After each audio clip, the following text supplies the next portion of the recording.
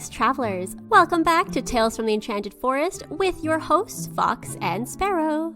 Guten Tag, Fox. It's good to see you again, or hear you again anyways. It's been a minute, but I'm so glad to be back here in the Enchanted Forest with you with another cozy tale for this summer.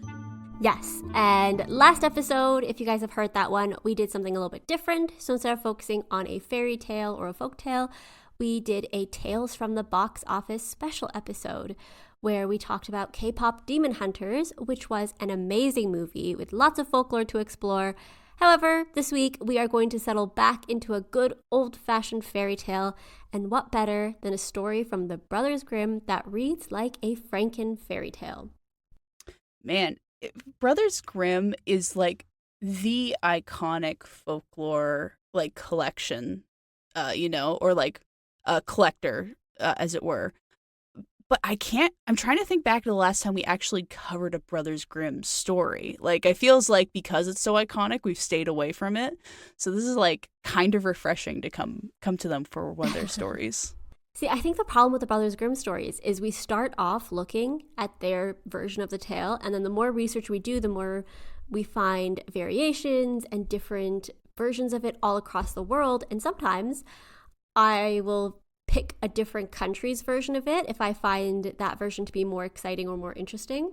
Mm-hmm. It also gives us a chance to talk about very specific fairy tale tropes or themes, but with another cultural lens, so to say, because a lot of these fairy tales do have very similar beats all across the world, which is something else that we talk about quite a lot, is that when we find a story and then we go, I recognize this, but from a different version, and then we look, and then we do the research and we find, oh my God, this is from a childhood book I read, and it was from Norwegian fairy tales, but the story I'm reading is like a Persian or Arabic tale. And so that's what my favorite part of the Brothers Grimm is that while they were collecting fairy tales, we can use their fairy tales as a jumping off point. But yes, I agree.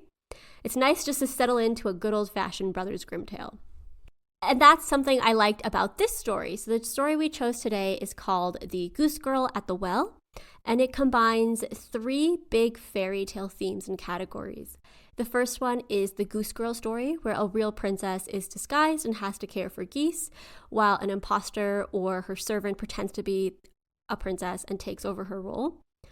The second is the love like salt story type, where a princess is banished for telling her father, the king, that she loves him like salt. And the third is the diamonds and toads classification, where a young maiden is rewarded by being able to create jewels by crying or talking, and another one is punished by having toads and spiders come out of their mouth. So that's what I mean when I say a Franken fairy tale. It feels like this has three different really big fairy tales all put into one. So with that, we'll take a pinch of salt and a pinch of love as we tell the tale of the Goose Girl at the Well. There once lived a very old lady who dwelled with her flock of geese in a wasteland between two hills. Every morning, she would hobble on her crutches through the forest to gather grass, berries, and fruit for her flock. Considering her great age, many who passed by her were shocked that she could bear such a burden, but she always returned home safely by nightfall. When she did encounter passers-by, she would cheerfully greet them and remark that, although her burden looked heavy, everyone must carry their own. At first, people did not mind the strange old woman, but over time they grew fearful and began to call her a witch. One morning, the young son of a wealthy count was passing through the woods. It was a pleasant day, and the youth was enjoying his solitude when he came across the old woman gathering grass with her sickle. He saw that she had 2 large baskets filled with fruit and berries. Startled, he exclaimed how she could possibly carry such a load. The old woman replied that she had no other choice. After looking him up and down for a moment, she asked if he would carry the baskets for her. Surely a youth with such a straight back and long legs would find it no trouble at all. He could practically leap there. The youth, feeling sorry for her, agreed, thinking it would take him far less time than it would take her to make the journey. As he grabbed the bundle of grass to strap to his back, the old woman busied herself hanging the 2 fruit-laden baskets from his arms and cheerfully thanked him. She added that it would be no more than an hour's walk, though for someone like him it would surely feel much less. She prodded the baskets and declared how light they must feel for him, but the poor youth replied that it felt as though the grass were stones and the fruit were made of lead. He was just about ready to throw everything down, saying that young people were quick with their fine words, but just as quick with their excuses when it came time to work. She would hear none of it and set off with the miserable youth trailing behind. The youth managed well enough while they walked through the forest, but once they reached the hill, he felt like he might die of weariness. To make matters worse, it seemed as if the stones were rolling beneath his feet and the bundles had somehow fused to his arms, making it impossible to throw them down. He begged for a rest, but the old woman told him that he could rest once they reached her house. He cursed her, but no matter how he tried, he truly could not free himself from the bundles. Laughing, the witch suddenly jumped atop the bundle of grass on his back and settled cross-legged. She had seemed like a frail old woman, but her added weight was that of the fattest farmhand. The youth's knees trembled and nearly gave way, but then she whipped his legs with a strap of stinging needles. So the poor count's son, who had lived a life of luxury, carried his heavy burden up the hill like a mule and privately resolved never to help anyone ever again. At last, the exhausted youth reached the old woman's cottage. They were greeted by a flock of geese and a middle-aged woman who was as ugly as the night.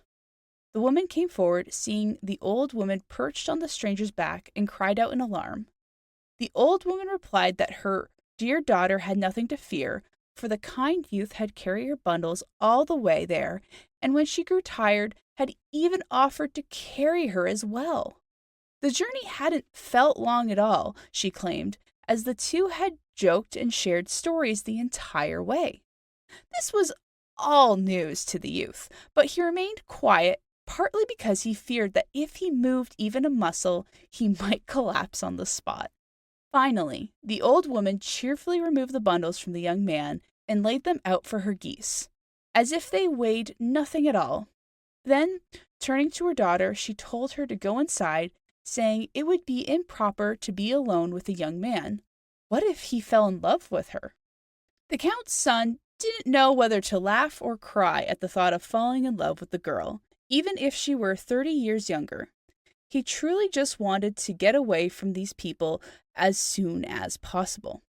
While the daughter dutifully went indoors and the old woman was distracted, cooing to her geese, the youth collapsed under the furthest apple tree to rest.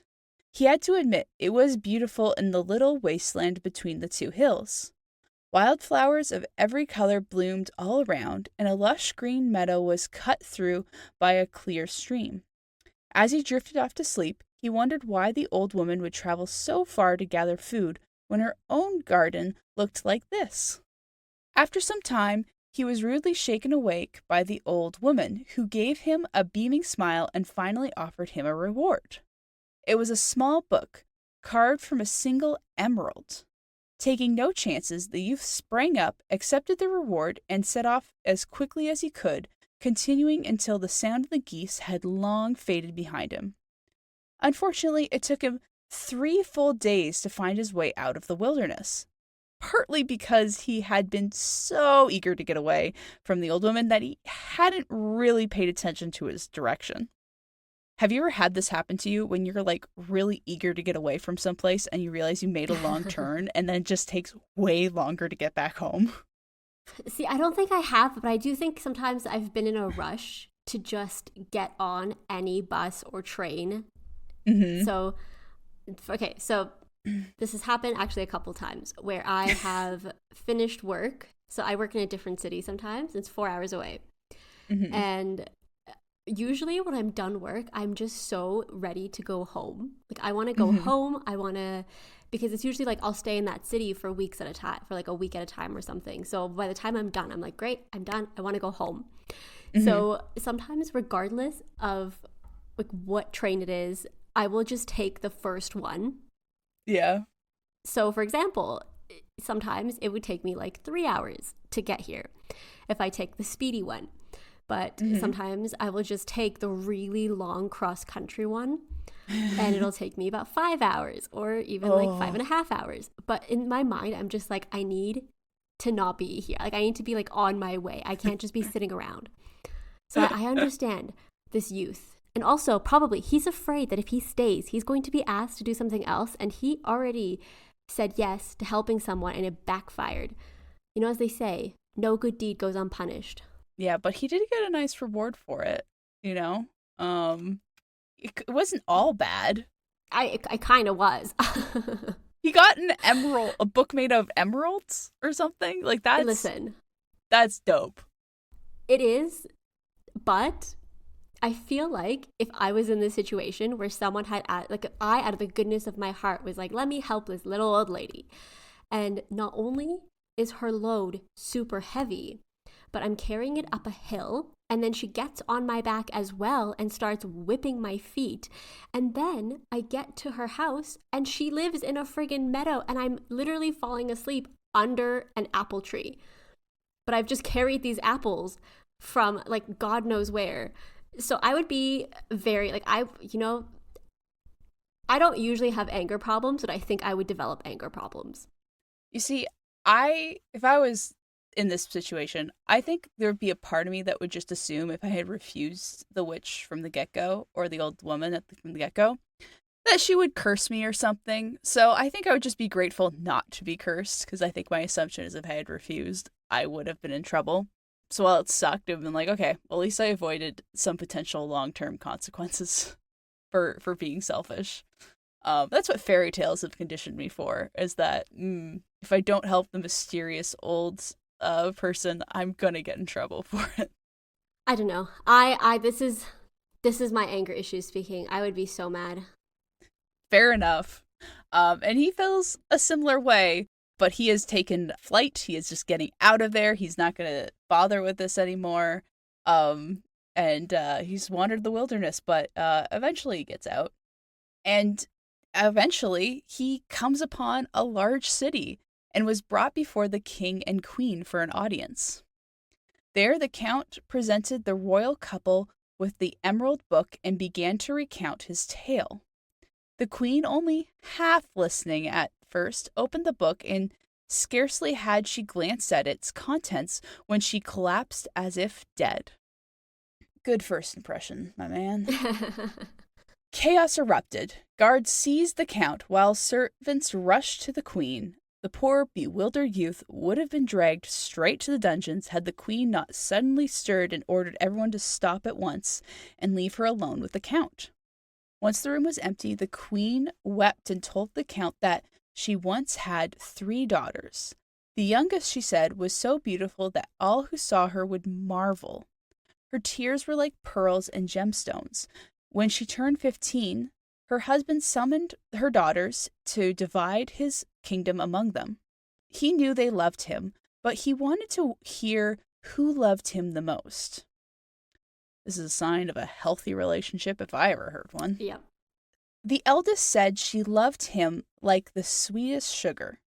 The second said she loved him like the finest gown.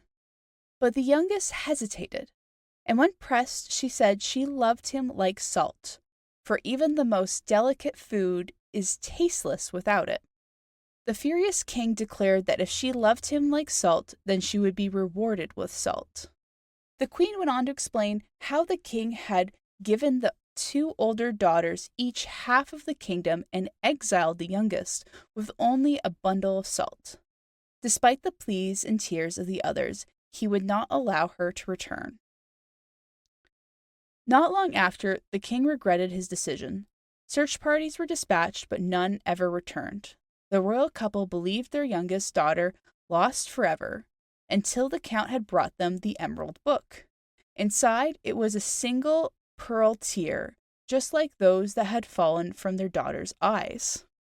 Wait, did they say that before, that her tears were like pearls? No. Yeah, her tears were This is like a jump scare. her tears were like pearls and gemstones. And that's not a metaphor, travelers. They literally mean her tears are, she's crying and gemstones and pearls are falling out. Holy crap. They threw away this daughter who literally cries like gemstones and pearls? Oh my goodness. That's bad financial planning for the kingdom. The couple believed their youngest daughter lost forever until the Count had brought them the Emerald Book. Inside, it was a single pearl tear, just like those that had fallen from their daughter's eyes. The Count then earnestly recounted everything that had happened. The king and queen decided to go seek out the old woman, who was surely a witch. Even if the Count hadn't seen their daughter, the old woman must know something. The Count was sent ahead and wandered through the woods for 2 nights before resting near a brook. Back in the wasteland, the old woman and her daughter sat spinning at their wheel in silence until they were interrupted by the haunting call of an owl. At this, the old woman sent the girl off into the night to complete her tasks. The daughter walked across the meadows and deep into the valley beyond. At last, she reached a brook where she removed her mask and unbound her hair. It gleamed golden white in the moonlight, and if not for the deep sadness in her eyes, she would have been the most beautiful creature in the world. She bathed and then sat on the rocks, crying bitter tears for the life she had lost. She might have remained there weeping had she not been startled by a rustling in the trees. Frightened, she grabbed her mask and fled back to the witch's cottage. As she neared the house, she saw the old woman waiting at the doorstep, busily sweeping the floors. Alarmed, the girl asked what she was doing. The witch replied that today marked 3 years since they had been together, and that their time was at an end. The girl stared in horror. Where could she possibly go? She begged not to be abandoned, but the witch answered cryptically. Though the house would disappear, the girl would still have a roof over her head and a mighty reward. Confused and fearful, the girl tried to plead again, but the witch merely instructed her to return to her room, change into the gown she had worn when she first arrived, and remove her mask. Now we return to the Count. It had indeed been he who had seen the ugly Goose Girl transform before his eyes. In his haste to reach her, he had rustled the trees and frightened her away. He was still in pursuit when he came upon the king and queen. Together they followed the lights of the witch's cottage through the trees. So, let me get this straight.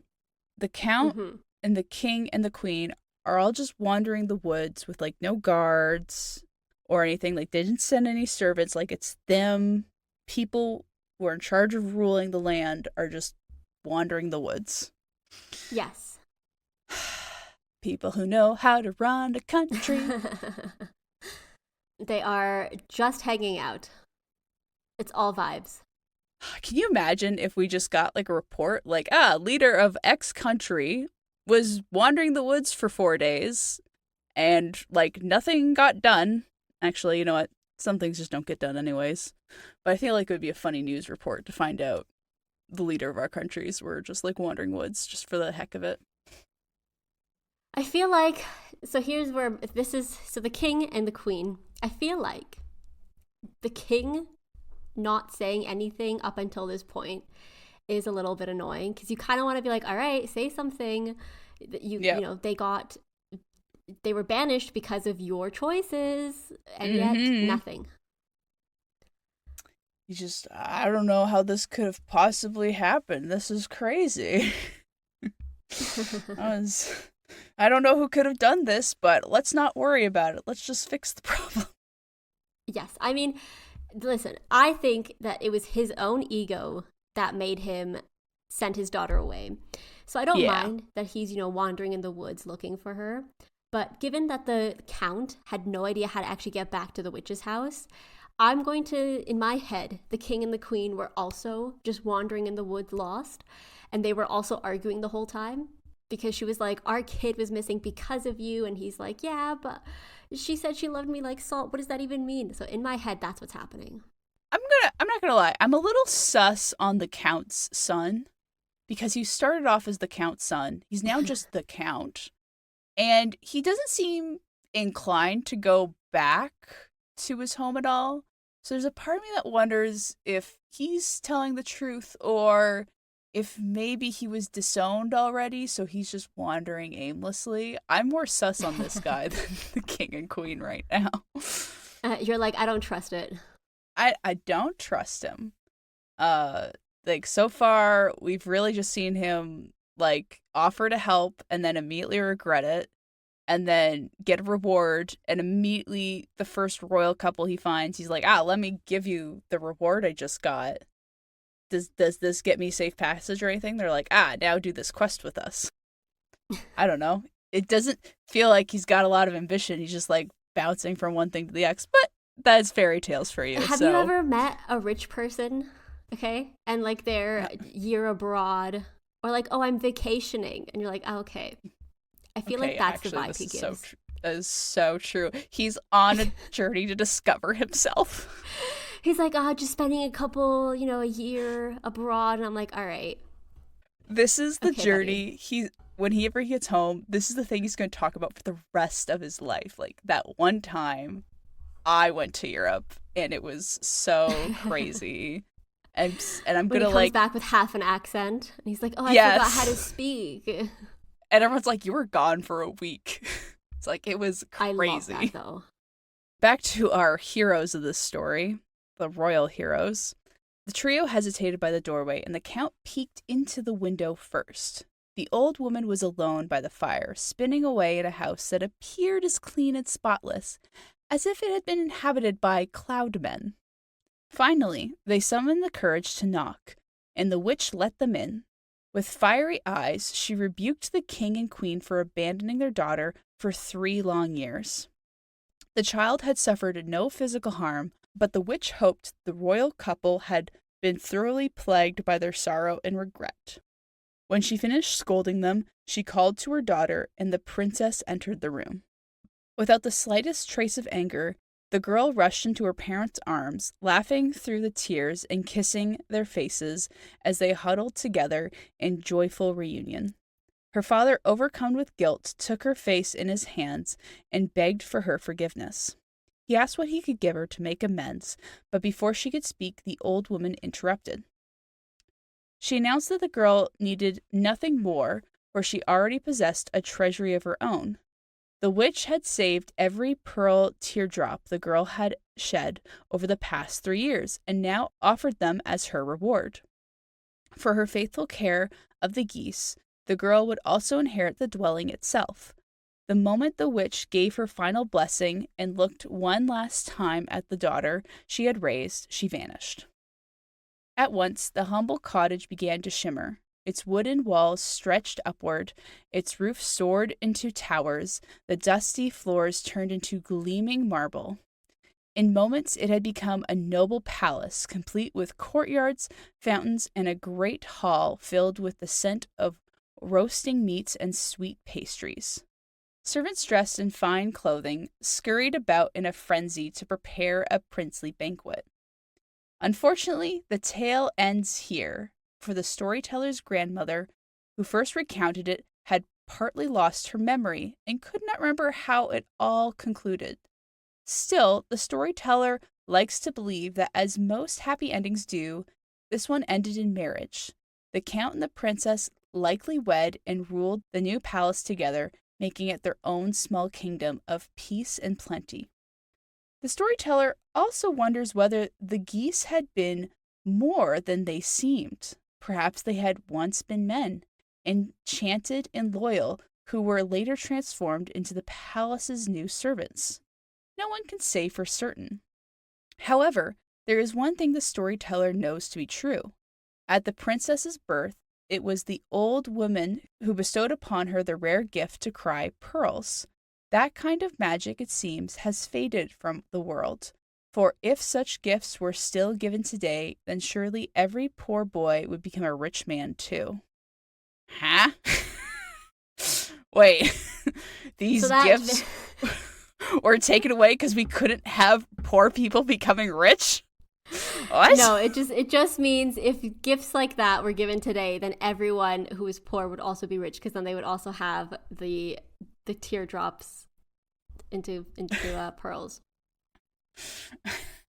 I just think those gems would lose value. That's probably They it. would. The inflation would be crazy. It would be insane. But we could, oh my gosh, imagine if we just had infinite pearls and gems and all that stuff, we could build some really cool structures that would look so cool. There is actually, so I don't know if you've ever heard of like the superstition or I guess the folklore that mermaids cry pearls. Yeah. So there is a really, really good K-drama called Legend of the Blue Sea with two of my favorite actors, like Korean actors. But when she comes to land to become a human, she doesn't have any money. And she ends up meeting another mermaid or a merman, I guess. And he's like, why are you just crying? Collect them. And he attaches a shopping bag to her face with like the handles over her ears. And he's like, it's an infinite money hack. And so they start watching really sad movies and stuff just to collect their tears and make lots and lots of money. And I thought that was funny. Genius. It was so funny watching them put the shopping bags over their ears and just cry into this bag. So funny. It's a really funny concept as long as it doesn't happen at like mass scale for like the one or two protagonists. Like that works amazingly without completely it was world's economy. The mermaid, the protagonist, and then like the merman she happened to find. And he was like, listen, not being a mermaid sucks. It's hard out here. We have to get jobs. Or we can just sell our tears. Well, yes, but also I think the job is more so you have something to do because it must get pretty boring being a person or a human. Yeah, it's boring being human, guys. I mean, that's what I heard. I'm a sparrow. I don't know what it's like to be human. We're not sure about the optics of that. Oh my goodness. Wow, I like that story. I'm becoming more and more a fan of any time a story just jumps perspectives. Mm-hmm. Less warning I get, the better. Where just someone goes, meanwhile, over here, we have this person doing a thing. And it's like, how is it all going to connect? See, I really like that too, just because I find it interesting to see how it's all going to come together at the end. And I also like stories that I can't predict what the ending is going to be necessarily. So I like it when I'm also out of the loop where I'm like, oh, is this going to happen or is this going to happen? I don't want to know. Don't tell me. It's also interesting because there's a red herring in all of this, and that being the title. The Goose Girl at the well. Where is that well? I don't know. The Goose Girl in the wastes? The Goose Girl in the mountains. I do like that so this is a story from the Grimm brothers' household tales. So, and at the end, it's supposed to be telling us that we don't know how the story ends because the storyteller who is telling the story to the Brothers Grimm, her memory was going. And so it could literally be that this story is a Franken story. That her grandma was piecing together other stories together, because a lot of it, when you think about it too hard, which we don't always have to do with fairy tales, but when you think about it a little bit deeper, you're like, well, why is the witch going so far in the first place to gather all this stuff if she lives in a beautiful area? Because in the beginning, it does say she lives in the wastes between two hills. And then come to find out, when the Count actually gets there, it's a lush meadow full of, flowers and apple trees, and there's no need to go all the way down to the other side to get fruits and berries and stuff. So it's almost like a testament to storytelling, how with oral storytelling specifically, when you start telling a tale, you might not necessarily remember the details you said in the beginning. Yeah. So you just got to keep going. Basically, fake it till you make it, storytelling style. Yeah, and I think we pointed out earlier, our male protagonist starts out as the Count's son or the youth, and then graduates to the Count at some point in the story. So that's like also a changing title of kind of maybe even forgetting what your characters were even doing and who they were. It's hard to keep track of all these details in the story. I get it. But that's okay, because we're not here to take notes and judge stories. Actually, that's exactly why we're here. That is 100% why you're here. If you take a moment to think about this, at the end here, so a palace pops out of nowhere. But, like, ultimately, at the end of the day, a castle or palace is, like, a place to, like, rule over subjects. But, like, this is in the middle of nowhere. So unless also a bunch of subjects pops up, I don't know how they're going to maintain this castle or palace because, like, you need some income. I guess the tiers are going to be... My goodness. But who are they going to sell it with? They got to quickly establish an economy in this space and, like, a whole infrastructure to support them in this lifestyle. I'm all for it. You know what? No, it's fun. And with that, dear travelers, I think we know the lessons to take away from this. Help an old woman if she asks for it, but also know it's gonna suck. But you might get an item that helps you win a princess over in the long run. So always consider that. So with that lesson in mind, we hope you guys all have a great week, dear travelers, and we'll see you in a fortnight. As always, if you want to see the show summary or notes, then check out our website, talesfromenchanted.com. If you want to hear more from us, then join us on Bluesky at From Enchanted or most other social media sites under our podcast name. However, if you are old school like Sparrow, you can email us at talesfromenchantedforest@gmail.com. We'd love to hear your questions, comments, and suggestions. And remember, there's always a place for you in the Enchanted Forest.